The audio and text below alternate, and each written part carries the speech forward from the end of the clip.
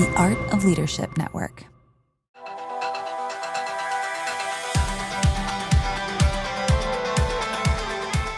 Hey leaders, welcome to the LeadCulture podcast, part of the Art of Leadership Network.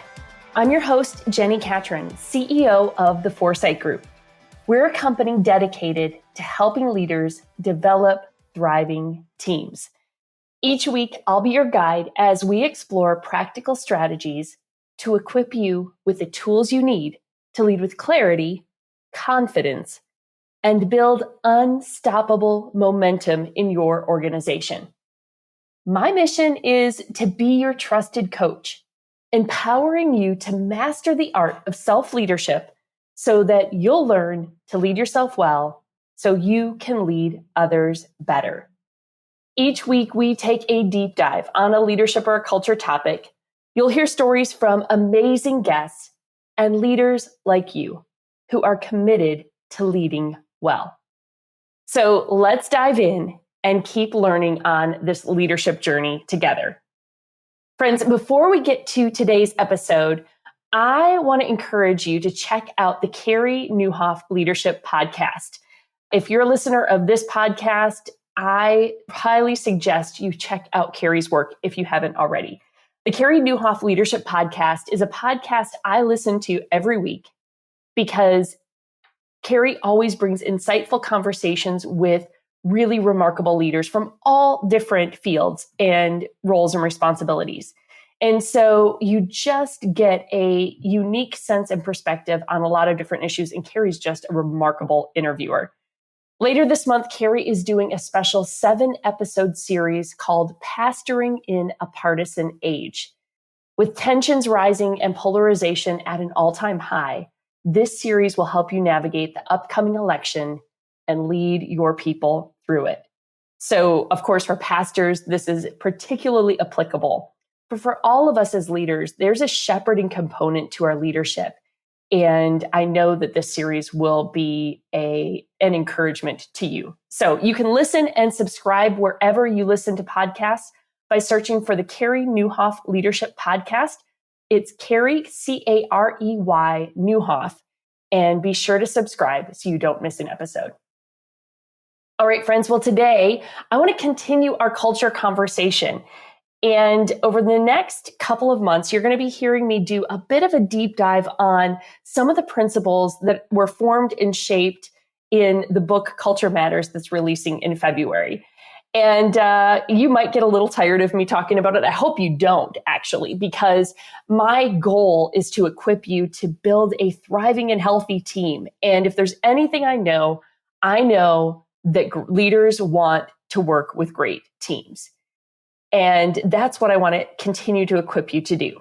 So if you were to skim the cover stories of Harvard Business Review or Forbes magazine, you'll quickly find a plethora of articles devoted to the importance of workplace culture and why you as the leader need to be attending to it.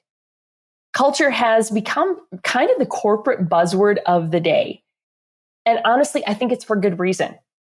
People are what it's all about. People are the point. That took a lot of lessons along my leadership journey to come to that conclusion.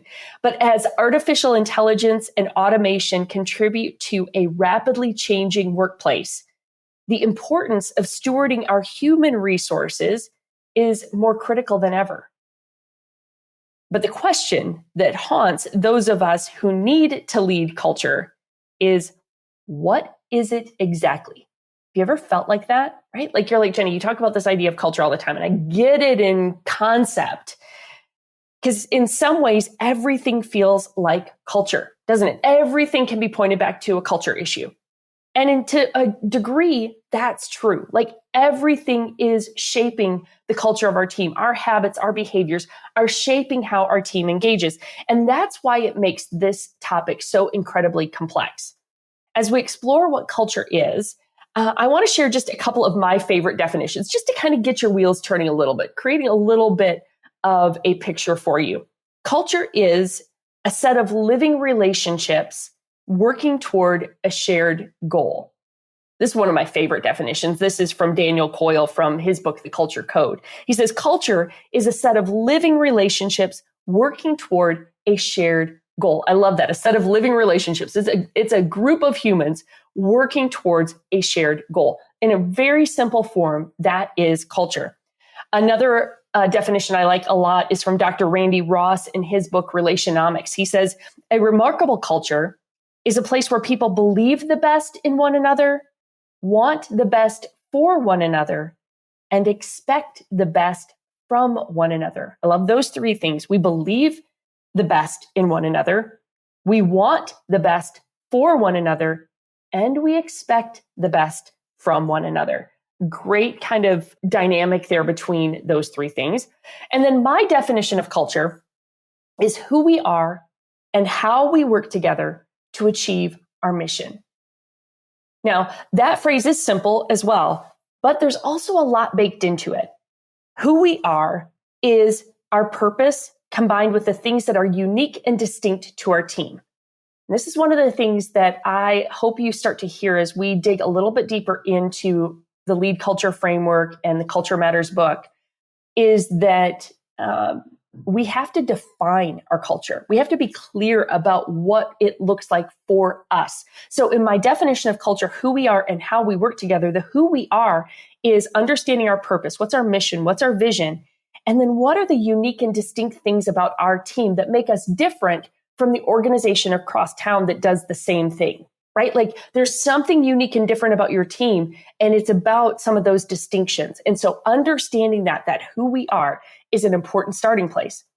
The second part is how we work together. So this is how do we behave? How do we interact? What are the values, the beliefs, the behaviors that guide our team? Like we need to be aligned around what that is. And so that definition of culture, who we are and how we work together to achieve our mission is really important.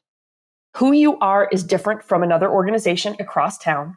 How you work together may be radically different from the business next door. Like the principles that guide you, the beliefs, the behaviors might be very different from somebody else.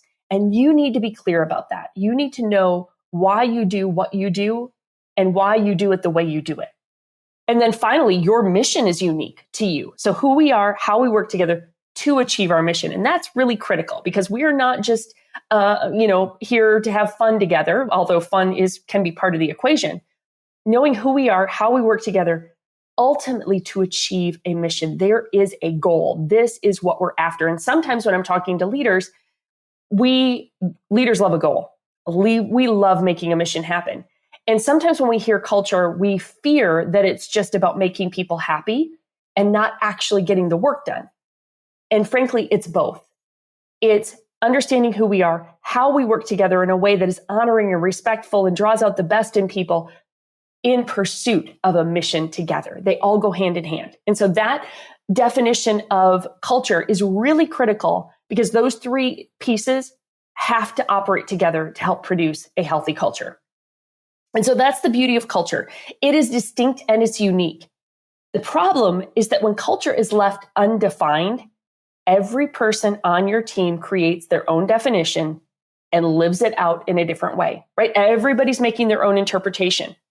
And then more important than a definition is the truth that great culture doesn't happen by accident. Guys, great culture doesn't happen by accident. Culture happens by accident. You have a culture, whether you acknowledge it or not. There is a way that your team works and shows up, but they're all bringing different interpretations to that. And it's probably not what you aspire to. And that's why I want you to be aware of it. Your culture matters, and you as the leader are responsible for it. And here I'm using the word leader.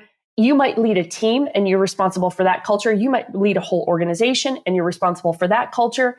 Whatever sphere of influence you have, you can apply these principles to that. And I'll give this caveat. As long as you're not out of alignment with the broader culture or the leadership, the leadership that you sit under. So if you're leading a team, make sure how you're leading that team isn't grossly misaligned with the broader culture. Now, your broader culture might not have a ton of definition, but you intuitively know some of the things that are important to your leaders. So just make sure as you lead your culture, you're not leading them out of alignment. So that's an important little caveat there. Let's think about this a little bit for a minute. Great culture is not hard to spot. Think of your favorite places to shop, your favorite brands or products, your favorite places to relax and hang out, odds are that these products and environments have something in common. They engage you. It's as simple as that, right? Like they engage you. There's something about those products or those organizations that attract you. It could be the energy, the atmosphere, the quality, attitudes of the people, or any combination of the above. But what that is the culture. And so the culture of your organization matters. It matters for the people you're trying to reach. It matters for the people you're trying to lead, whether they're staff or volunteers. And frankly, it matters to you. Your life is too sacred to squander in an organization that drains the life out of you. And you've had those experiences, haven't you?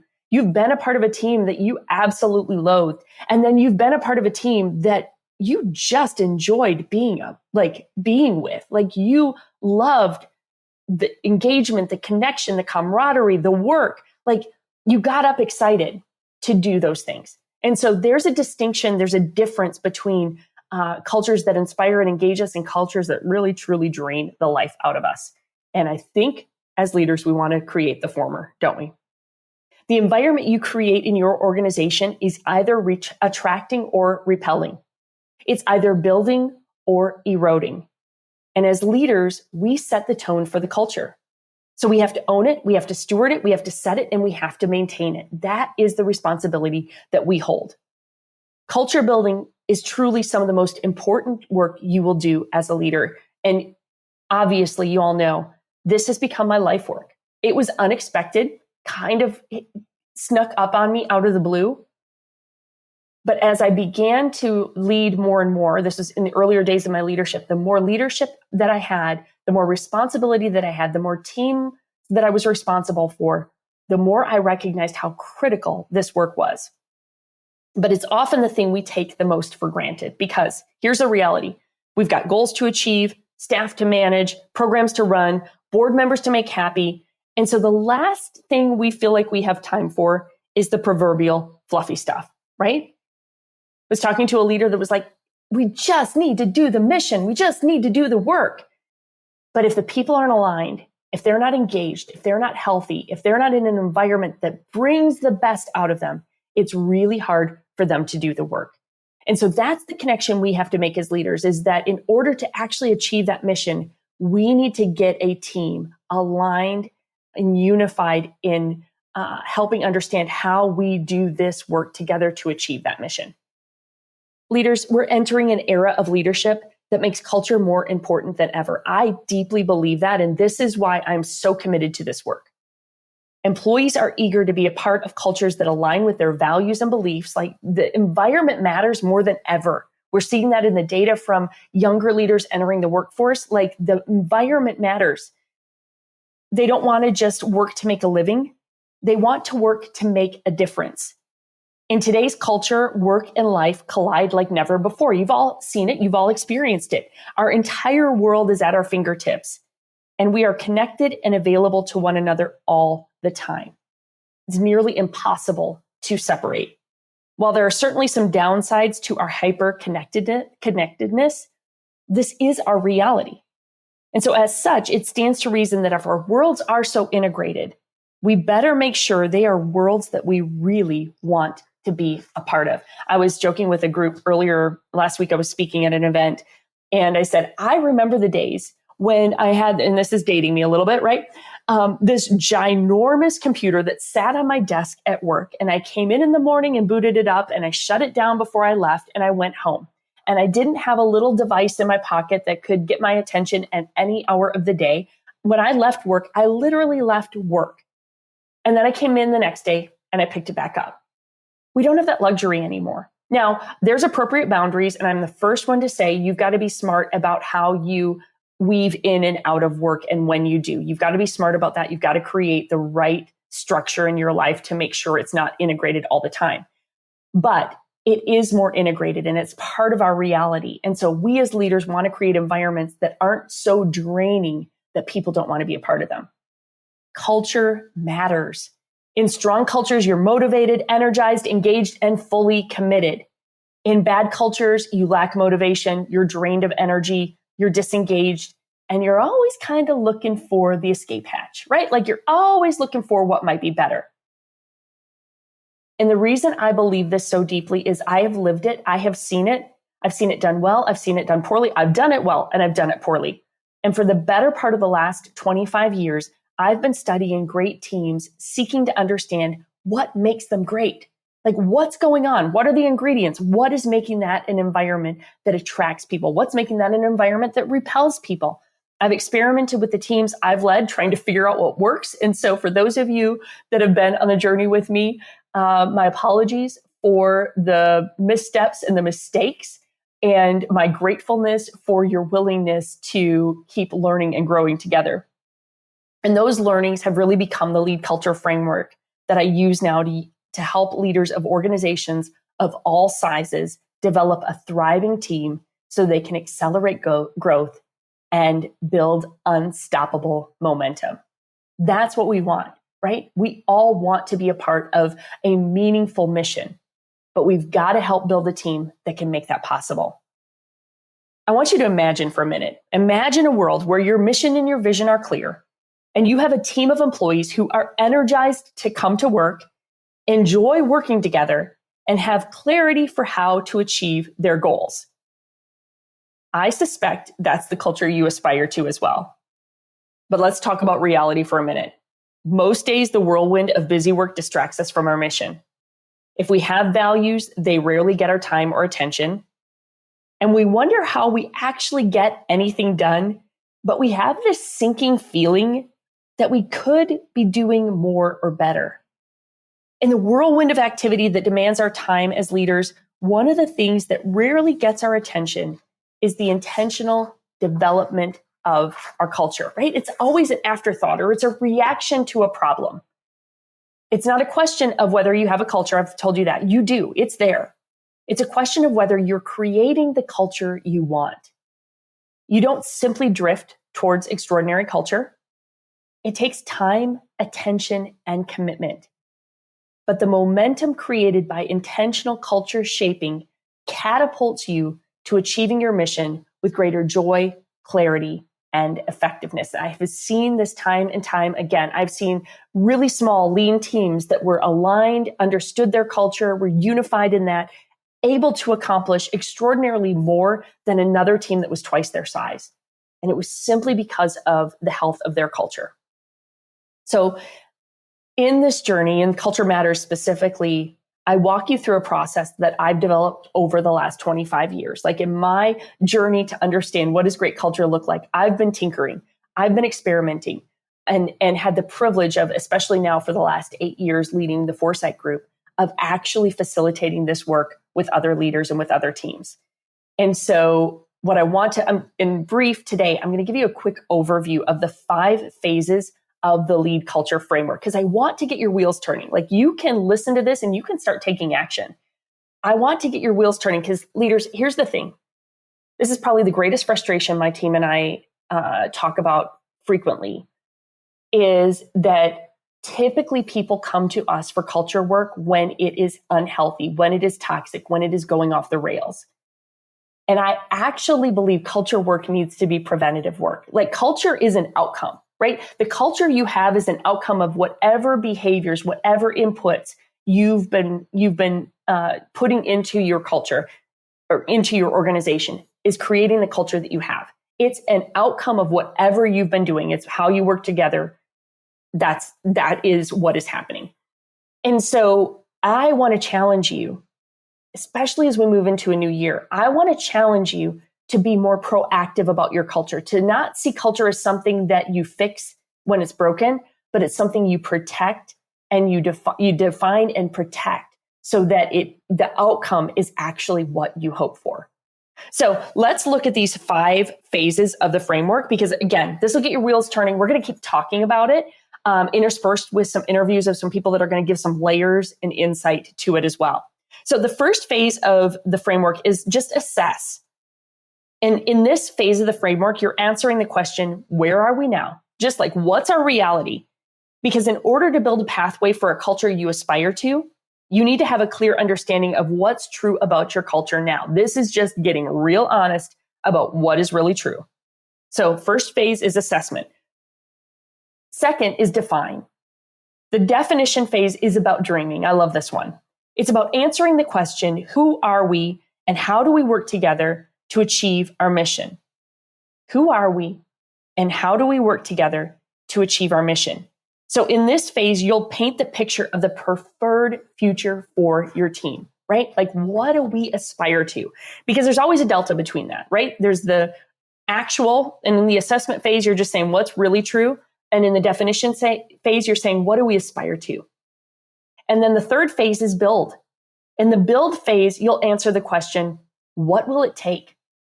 Now that you've defined where you are and you've clarified where you want to be, it's time to build a plan to close the gap between your actual and aspirational culture. So in this phase, you'll define the values that will guide you, the systems to support you, and the rhythms that reinforce your culture every day. The fourth phase is equip.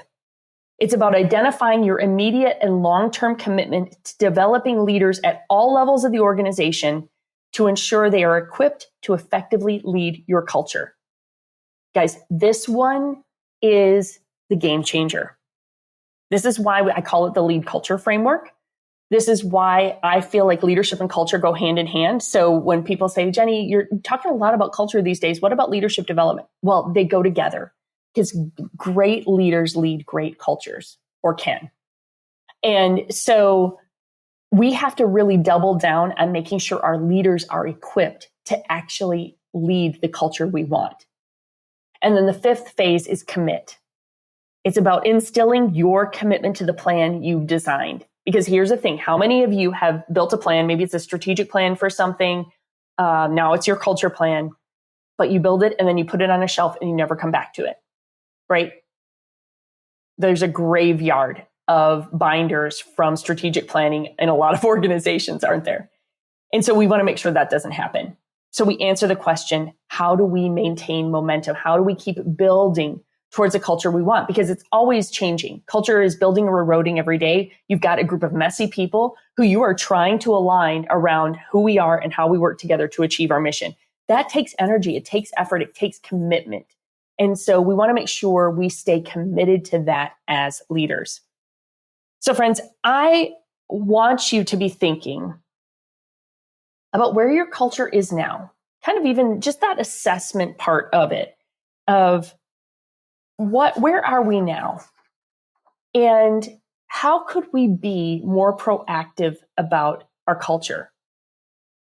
My goal is to equip you with the perspective you need and a framework that'll help you intentionally design a thriving, growing, and unstoppable culture. I want to help you build a scalable system. Culture really needs an operating system, and that is what I've designed. I want you to build a scalable system in which your defined organizational culture can flourish. Because I believe that attending to the culture of your team is the greatest priority as a leader, right? People are the point. It's what it's all about. And most importantly, I want you to experience the absolute joy of building a team that you love working with. That is the joy of culture. Research tells us that strong and healthy culture leads to greater employee engagement and more growth for your organization. And yet, while 90% of leaders believe that an engagement strategy will have an impact on their success, 90% of you say, yes, this matters. Only 25% of you actually have a plan.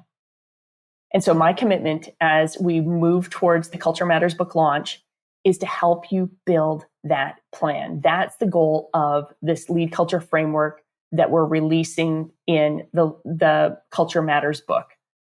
And so friends, I want you to be thinking about that. Do we have a plan? Do we have a plan for our culture? And if you don't, I want you to keep listening to the podcast. I want you to share it with somebody else on the team. I want you to talk about what's good about our culture, what's not great about our culture. And then I would love for you to go pre-order the book. Friends, I have shared this with you before, and you'll hear me say it a lot. Pre-orders matter. It has been one of the hardest things for me to learn as an author is just to be unashamed of asking for you to help pre-order the book, not help, to actually pre-order the book, help by pre-ordering the book. Because It communicates to publishers that this book is needed, it's wanted, that there's people that are interested in it. It helps them know to create placement and how many books to print. So the pre-orders really help set a book up for success. And so if you're on the journey and you're saying, you know what, I know we need a plan. We believe in the importance of culture. I know we need a plan. The Culture Matters book gives you the plan. So go pre-order it. You go to culturemattersbook.com and you can pre-order the book beginning right now. I mean, actually, it's on all of the retailers. But if you go to culturemattersbook.com, it's going to give you also where you can get all of the bonuses. So I've got lots of bonuses for you. So if you pre-order it now, it doesn't release until February 11th, 2025, which feels like a long way away. But then you realize we're already like almost into November. So it's right around the corner. So if you go pre-order and then go to culturemattersbook.com, you can enter just your order information and you will get the first 3 chapters of the book in PDF form so you can get a jump start, particularly on phase 1. And guys, phase 1 takes some work. So it's like, if you go pre-order, you get those first 3 chapters, you're going to be off to the races. You also get a Culture Matters workbook that's going to help guide you and give you extra insights.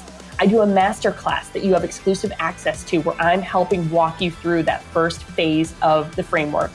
You're going to be a part of our Culture Champion Network where you can connect with other leaders who are equally committed to building great culture. And then you're going to get the summit, the recording from our Culture Matters Summit that's happening in January. You're going to get live access to that, and then you're going to have the recording for access afterwards. And so lots of extra resources just to equip you to keep leading well. So friends, go to culturemattersbook.com. If this podcast is helpful to you, going and pre-ordering the book would be just the greatest gift to me. And I promise you, the framework is going to help you build a healthy and thriving culture. So thanks for joining me today. Thanks for being on the journey to build healthy leaders and thriving teams. I know that's what I want to be, and I know that's what you want to do as well. And I would love to know what you thought of this episode. You can connect with me on Instagram and Facebook at @GetForesight or at Jenni Catron, and share this with somebody on your team. Be a great conversation starter for you to keep investing in the health of your culture. And if we can provide more resources, if you're not on our weekly insights list, this is my weekly email. This is where I give you all kinds of details. We're going to have all kinds of bonus offers as well leading up to the book launch. If you want us to come in, support your team in some way, being on our weekly newsletter is the way to find all that information. So go to getforesight.com, GET4SIGHT, and just sign up for the newsletter there. And that's going to keep you in the know on everything that's coming up as we keep working towards building thriving and healthy cultures. Because friends, people are the point. Culture matters. Let's do good work. Thanks for listening, and we will see you next week.